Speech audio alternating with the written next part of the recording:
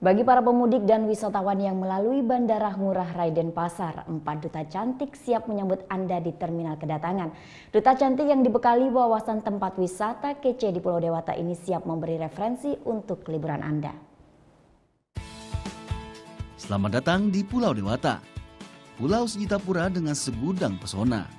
Meski mayoritas penduduknya beragama Hindu, persiapan mudik tak kalah matang di sini. Salah satunya adalah duta bandara ini. Senyum manis 4 duta bandara akan menyambut pemudik dan wisatawan di terminal kedatangan domestik Bandara Ngurah Rai Denpasar.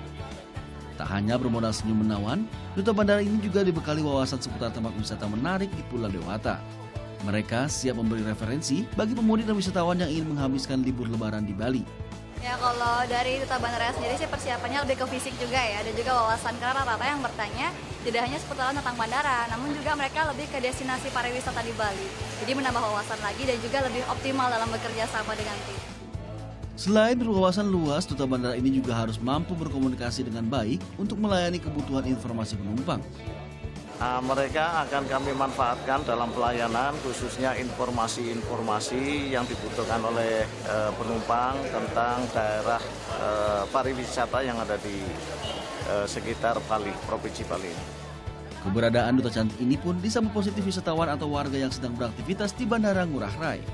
Senang surprise, saya juga nggak pernah nyangka nih baru datang ke sini mau jemput tamu dari Surabaya, kok ramai banget dan ada duta dari bandara begini, senang. 4 duta bandara ini baru dikukuhkan tanggal 3 Juni lalu. Selain di Bali, duta bandara juga tersebar di bandara-bandara yang dikelola PT Angkasa Pura I seperti Juanda Surabaya, Adi Sucipto Jogja, dan Bandara Ahmad Yani Semarang. Muhammad Hasanuddin melaporkan untuk NET.